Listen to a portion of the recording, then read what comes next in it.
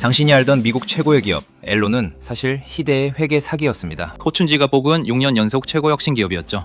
며칠 만에 통째로 무너졌습니다. 역사상 최대의 회계 부정, 그 전말을 지금부터 파헤쳐보겠습니다. 안녕하세요, 상비입니다. 오늘도 선 넘는 이야기죠. 이 회사 한때 미국 시가총액 7위까지 올랐습니다. 앨론은 원래 텍사스 휴스턴에 본사를 둔 평범한 천연가스 회사였어요. 1985년 휴스턴 내추럴가스와 인터노스가 합병하면서 새로운 회사 하나가 탄생했습니다. 이듬해인 1986년 그 회사는 앨론이라는 이름을 얻게 됩니다. 15년 뒤 주가는 $90로 넘어섰습니다. 직원들은 은퇴 자금까지 회사 주식에 쏟아부으며 앨론을 믿었죠. 다들 이 회사는 절대 안 망한다고 믿었으니까요. 당시 앨론은 미국 시가총액 7위에 오른 초대형 기업이었죠. 가스 회사였던 앨론은 전기, 통신망, 날씨까지 사고 파는 회사가 됐죠. 세상에서 가장 똑똑한 사람들이란 말까지 있었죠. 가스관 깔던 회사가 대체 어떻게 이런 돈을 벌게 됐을까요? 그 모든 성공 신화 뒤에는 한 남자의 야망이 있었습니다. 1985년 합병으로 태어난 이 회사를 이끈 사람, 바로 케네스 레이였습니다. 레이 회장 곁엔 훗날 앨론을 완전히 바꿔놓을 인물이 있었죠. 시간을 1985년으로 되돌려보자. 케네스 레이는 원래 경제학 박사 출신으로 정부 에너지 정책을 연구하던 사람이었어요. 그는 회사를 합치고 키우는 재주가 뛰어나 앨론을 몇 년 만에 대기업으로 키워냈죠. 그런데 레이 곁엔 결정적 조언자가 있었으니 맥킨지 출신 제프리 스킬링이었죠. 스킬링은 레이에게 파격적인 아이디어를 제안했습니다. 가스 자체가 아니라 가스 계약서를 사고 파는 회사가 되자는 것이었죠. 이게 바로 오늘날 에너지 트레이딩의 시작, 가스뱅크 개념이었습니다. 스킬링은 곧 CEO가 됐습니다. 그리고 스킬링이 데려온 재무 담당 앤드루 파스토우도 등장합니다. 이 세 사람, 케네스 레이와 제프리 스킬링과 앤드루 파스토우가 앨론의 운명을 함께 결정하게 됩니다. 1985년 합병부터 1986년 개명, 1999년 그림자 금융까지 몇 년 사이 벌어진 일이었죠. 스킬링은 CEO 자리에 오르자마자 규제 풀린 에너지 시장을 놓치지 않았습니다. 1990년대 규제 완화 물결을 앨론이 완벽히 탔습니다. 앨론의 트레이더들은 매일 수백 건씩 계약을 거래했죠. 회사는 매년 두 자릿수 성장을 기록했고 월가는 앨론을 미래의 회사라 불렀습니다. 그런데 이 눈부신 성장 뒤편에는 아무도 눈치채지 못한 균열이 있었습니다. 균열의 이름 회계였습니다. 대체 이 회사는 무엇으로 돈을 벌었을까요? 비밀은 바로 시가평가회계, 마크투마켓이라는 방식에 있었습니다. 쉽게 말해 미래에 벌 것 같은 돈을 오늘 장부에 적는 방식이었죠. 1992년 미국 증권거래위원회가 이 회계 방식을 공식 승인하면서 문제가 시작됩니다. 합법이었지만 그만큼 숫자를 부풀릴 여지도 컸던 셈이죠. 스킬링은 이 회계 방식으로 공격적인 확장에 나섰습니다.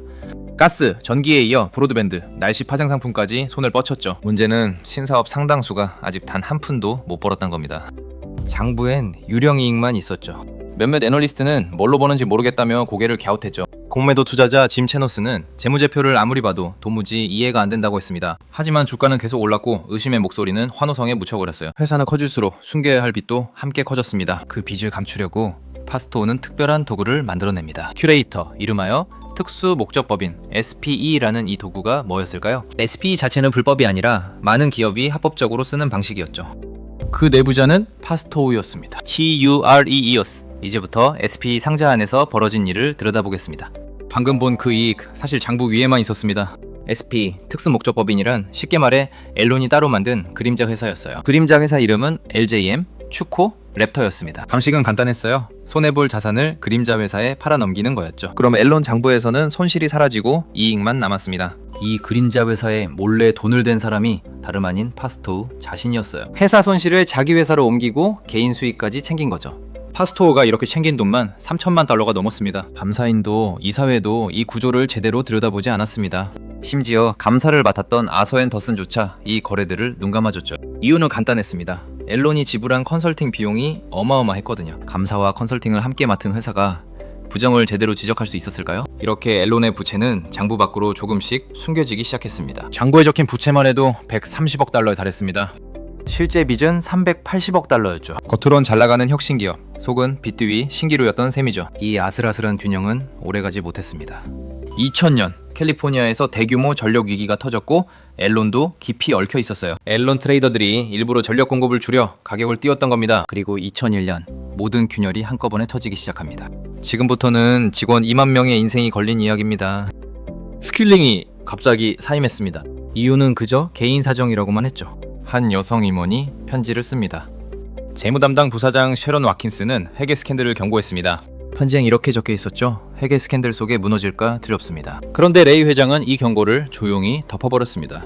그 사이 경영진들은 자기 주식을 슬금슬금 팔아치웠어요. 레이는 직원들에겐 지금이 살 때라며 주식을 계속 사라 했죠. 솔직히 이건 선 넘었죠. 2001년 10월 엘론은 3분기 6억 1,800만 달러 손실을 발표합니다. 게다가 지난 몇 년간의 이익까지 전부 부풀려져 있었다는 사실이 드러났어요. 1997년부터 쌓인 이익 5억 8,600만 달러가 사실 존재하지 않았죠. 직원들은 그제야 은퇴 자금이 사라지고 있다는 걸 알았죠. 경쟁사 다이너지가 인수하려다 부실을 확인하고 발을 뺐습니다. 남은 선택지는 하나뿐이었죠. 결국 파산 신청했습니다. 역사상 최대 파산이었습니다. 직원들은 하루아침에 짐을 싸서 떠나야 했습니다. 이제 대가를 치를 시간이었죠. 여러분이라면 이 순간에 어떤 선택을 하셨을까요?